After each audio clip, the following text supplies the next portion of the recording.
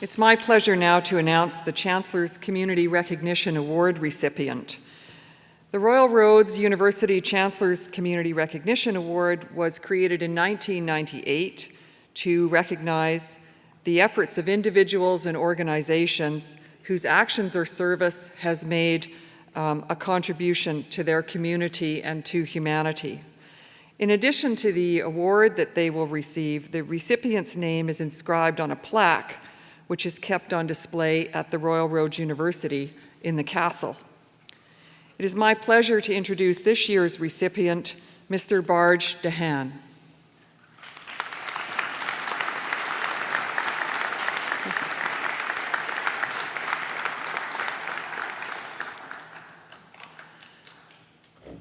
I'm going to tell you a little bit about the reasons that Barj Dhahan is receiving this award today.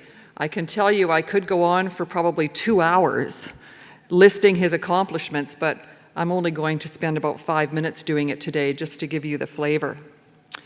Barj Dhahan is a social entrepreneur, visionary, and philanthropist who has made it his business to support inclusive social prosperity at home and abroad. Mr. Dhahan believes that business plays a fundamental role in creating economic and social prosperity for everyone. Through his work in charities, Mr. Dhahan has given countless hours and support to champion equality, education, and health care around the world, to name just a few of his interests. Today, we are honored to recognize Mr. Dhahan for his community-oriented approach to business and his philosophy for giving back and his deep commitment to reducing inequality. Mr. Dhahan stepped into the business world at age 22 when he leased his first gas station. Only 2 years later, he had launched his first venture that would later develop into the Sandhurst Group of companies that specializes in commercial real estate development, food services, and automotive convenience centers. The Sandhurst Group funds a bursary program for Metro Vancouver high school graduates. The award supports students who are active in their communities and dream of furthering their education, something Mr. Dhahan believes is at the root of building community and reducing disparity. 2 years ago, he created an entrance scholarship at the University of British Columbia for Indigenous students. The scholarship supports the brightest students who have no other means to support their academic goals. He believes reconciliation cannot be achieved without also addressing economic inequality. Mr. Dhahan's mission is to connect people from diverse backgrounds to build a more caring and inclusive community in Canada and in his birth country of India.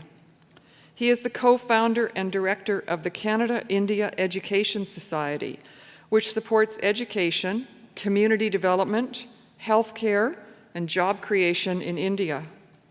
Through the society, he helped launch a collaborative nursing program between Canada and India, which has graduated more than 2,000 nurses.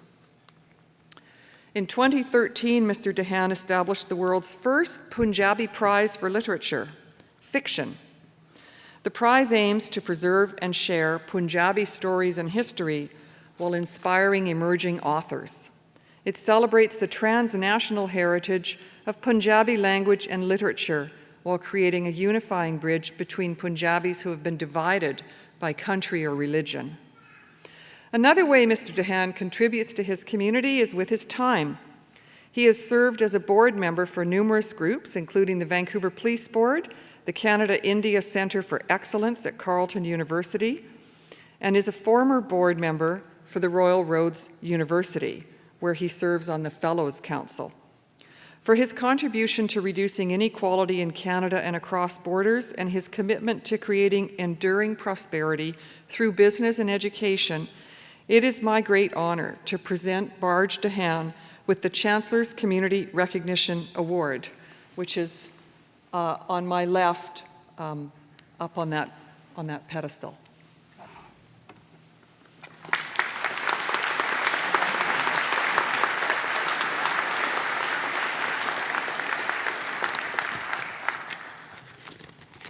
A very warm greeting. Good morning, everyone. Thank you, Chancellor, President, faculty, board members, graduates, your family, the community here for giving me this award. I truly feel honored and humbled. It's not about me. Today is all about the graduates. Congratulations to you all.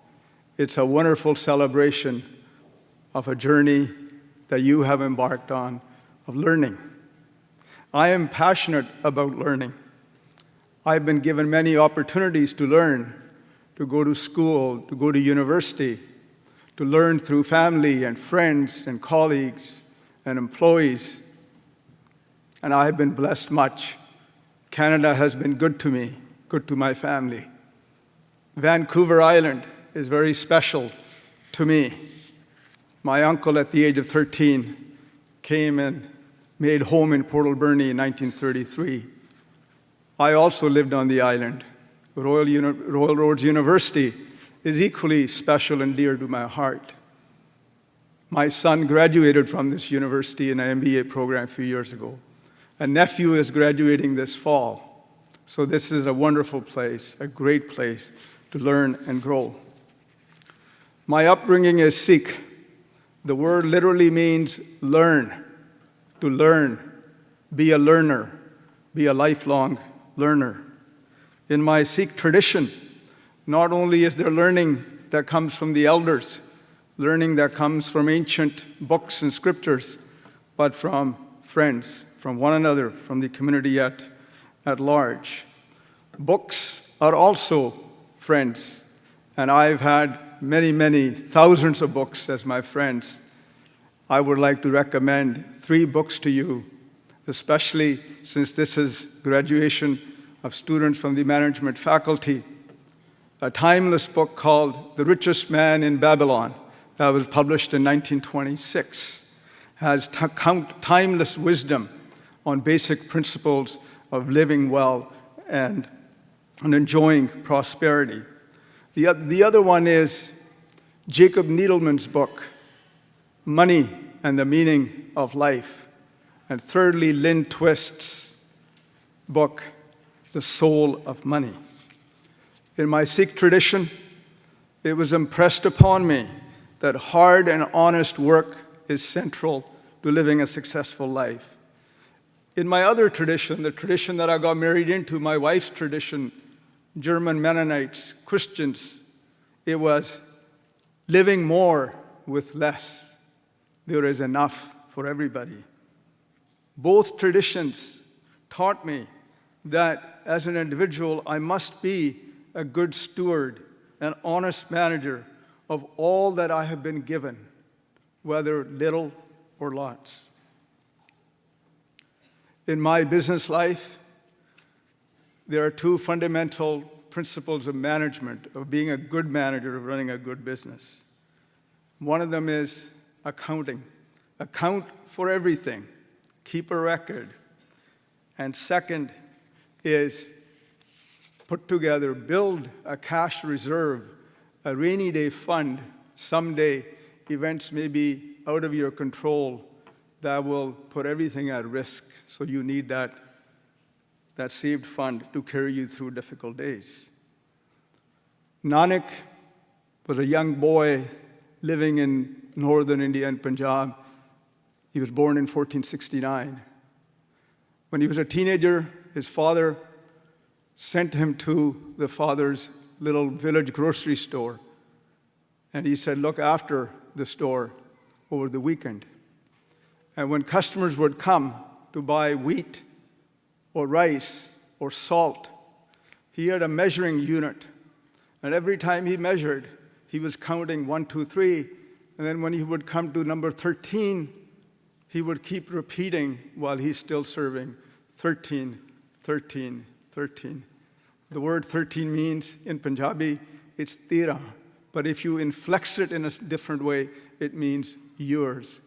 Nanak was a boy who was in love with the divine, in love with humanity. And he would stop and just keep repeating that. I had one of the most joyful moments in my life was spending few minutes alone with Mother Teresa in Calcutta.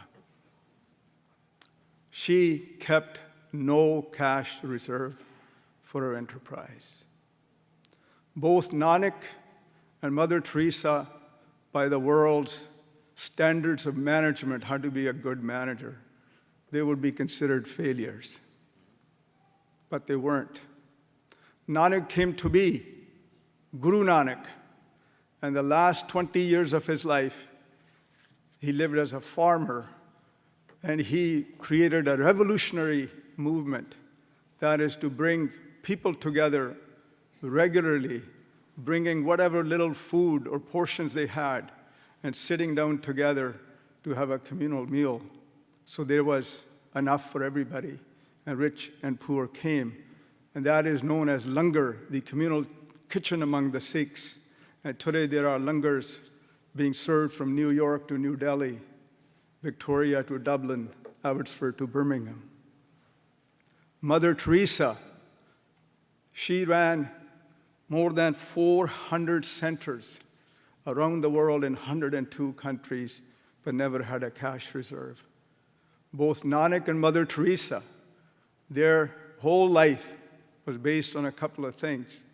One was hard and honest work and being part of a community and sharing with the community. In fact, Mother Teresa used to say, work as though everything depends on it, but leave the rest to God. Both of them exemplified in their life a very important principle of sufficiency.